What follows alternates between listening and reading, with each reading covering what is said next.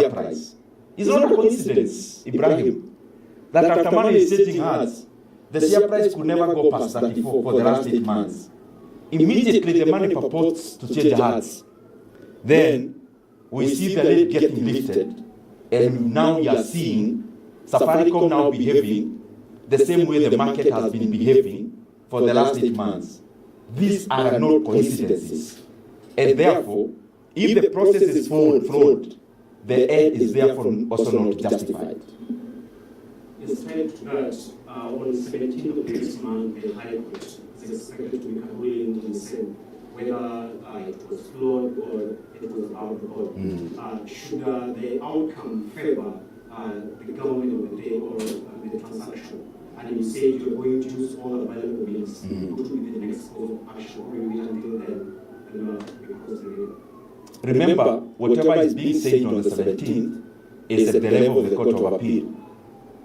There is still another judicial process remaining. And I want to hail all the Kenyans, patriotic ones, who have also volunteered to do that process. And I am happy that majority or most of the information we shared in public is actually what aided the decision making in the judiciary. And I keep repeating this, my brother Chris. Hii jambo, si jambo, tunafaa kuiona na macho ya kisiasa. Hii ni mali yetu kama Wakenya, ambayo ni hisa bilioni 6, ambayo Wakenya wote walisema hii bei haifai, lakini serikali wakajipiga kifua, wakaendelea. Lakini pia inaonyesha dhahiri katika hiyo negotiations kulikuwa na manipulation ya share price. It's not a coincidence that immediately the money is purporting changing hands. Ndio tunaona sasa the share price of Safaricom is getting sunshine and it's headed north. That's not a coincidence. So that process is the one that CMA, the Capital Markets Authority, and the Nairobi Securities Exchange, vile inafanyikaga dunia ingine yote, lazima waangalie all the trades that have happened kwa hiyo counter ya Safaricom for the last 8 months. Na nasema hii kama mtu anaelewa mambo ya markets. Kama kuna transaction kama hii, vile mtu ambaye hana nidhamu nzuri anafanya, you can call it pressing a lead, ambayo unafunikia. Kwa sababu hapa msha negotiate 34. Maybe kuna mtu anapewa kitu chini ya meza. So, na hamtaki yende past 34. What happens? People manipulate the share price. Mnajiuzia wenyewe. And most likely that's what happened in this Safaricom share. Unapata mwenye kununua, transactions that are happening in the market are related to them. So they suppress the share price. So in a market that should operate on the basis of demand and supply, you realize that the supplier is an interested party. So you keep on purporting that there is a lot of supply in the market. Na hiyo supply ni ya mtu ambaye anahusika na ile imekuwa ikiendelea. And CMA and NSC must do the right thing and give Kenyans a report. But you also stated something very important, that there is already an active judicial process now, which has actually communicated that they'll be giving some guidance on the 17th. Ile Wakenya wanafaa wajiulize, kama already hiyo iko, hii haraka ni ya nini? Na ile karata pia ilichezwa hiyo weekend. Ati judgment inatolewa Friday, tunaenda weekend, so that people transact on that Monday to deny the other person reprieve to continue with the process. But I thank the Kenyans ambao waliona hiyo maneno na wakakibia, na pia kukakuwa na the judicial process that is ongoing. So going by the explanation you have given, yeah, this would have been how does manipulation works? Yes. You have explained. And does that mean that the share market or the market is losing away? There are not enough regulations to tighten those the places where that can happen. And what two, are you going to be part of the case in the Court of Appeal? And number three, I think there's a question that is coming now for the third time, and I feel like it has not been adequately answered as to what is exactly the next course of action. Should the court, say, for example, be manipulated, because that is also possible, what would be the next course of action? Allow me to start with the last one. Ndio, na nitapeana example ndio tuelewe. Zile kesi tunajua sana hapa Kenya ni makesi za uchaguzi, ambayo mtu anaenda anafanya campaign, the process is seen to have been flawed. What usually happens is that the same election is usually annulled, and people now go back to the same field. So that does not just apply to elections. It applies to any kind of transaction, and especially that which is touching on public resources. So let me draw the same question back. There is a judicial system ongoing. What happens if the judicial process goes against the same transaction? It is exactly what I'm saying, that there was an active process in our judiciary. And even the buyers on the other side, because they don't live in mass, they ought to have seen that there is a problem that could come about this transaction later. It was also beholden to them to also first make sure that the sellers of these shares, who are Kenyans, have exhausted the judicial process. Because they knew they are taking advantage of us as Kenyans, they couldn't wait for that. They rushed.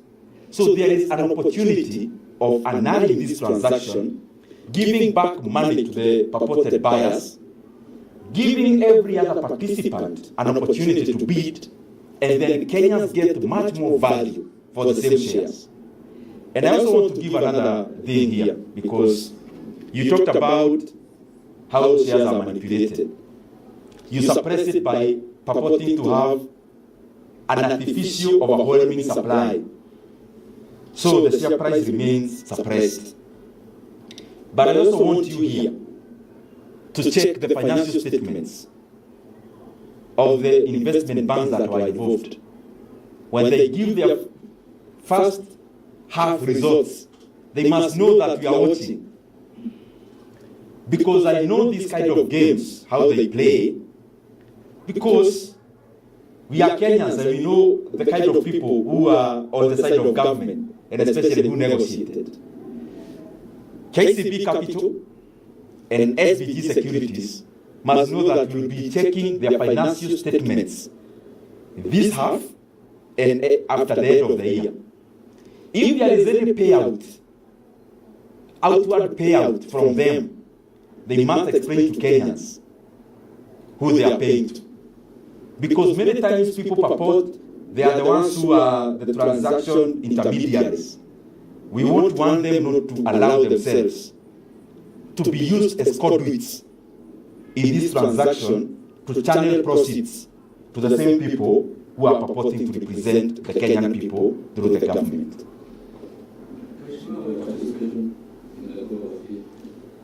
I am not actively participating, but I am in talks with the people who are there.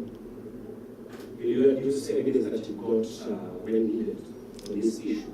You know, Chris, when I appeared before the committee of parliament, I think it was in January, I shared all the information public. If you check even in my various areas that I post, you realize that I had done proper homework and shared, I think, over 25 points which we ought to have followed for us to get optimal value.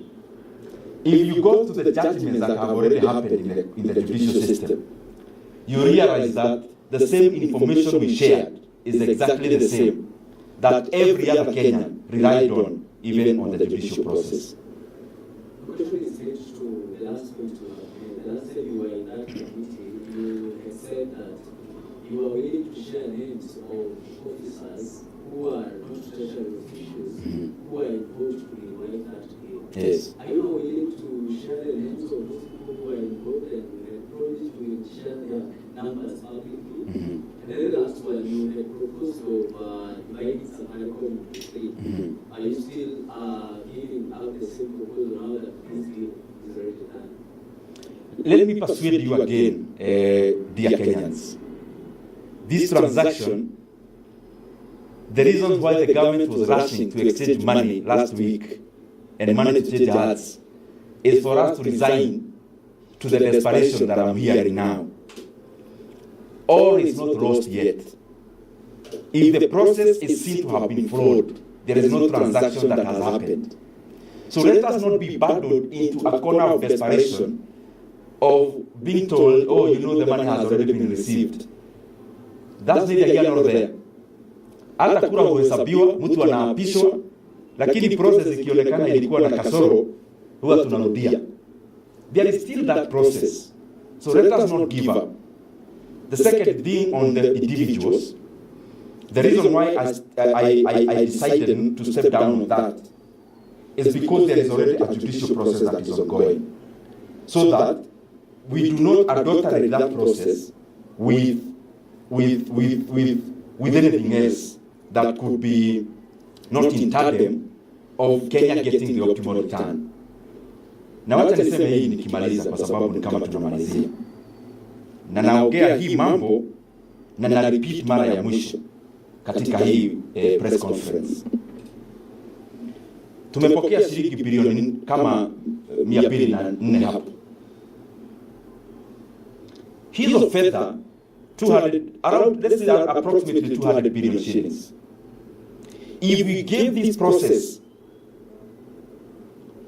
an opportunity for interested telcos and interested parties, domestic and external, to bid, it is pretty obvious, even the people in the market know, we could have easily gotten 350 billion Kenya shillings.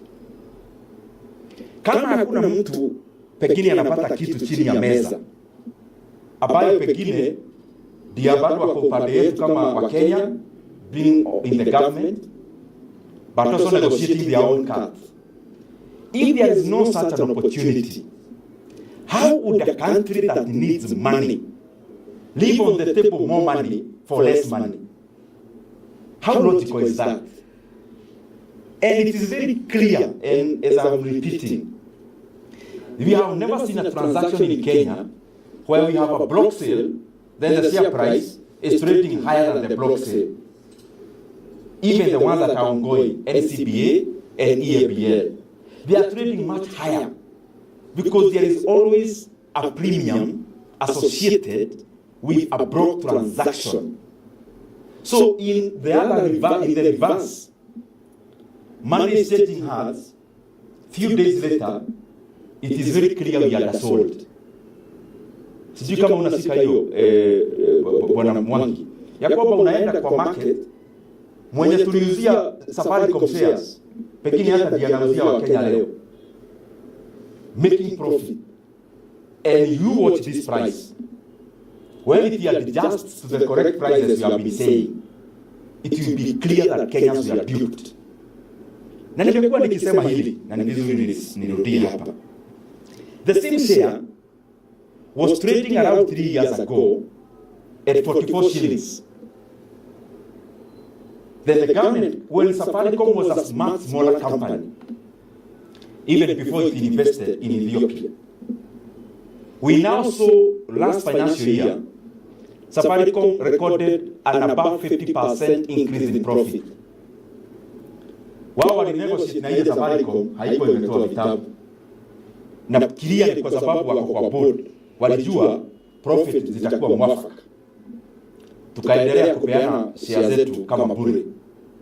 That a share that was trading at 44 3 years ago, when the company was making much more profits, was a much smaller company, it had not invested in Ethiopia, that now we are purporting to sell it at 34, and we are happy to remind Kenyans, oh, we have already received money.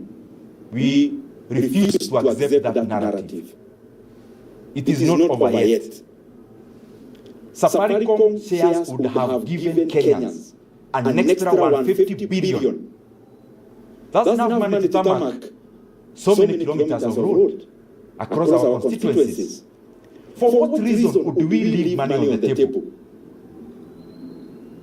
that we need so much? What reason? Other than the fact that pengine kuna mtu ana benefit personally.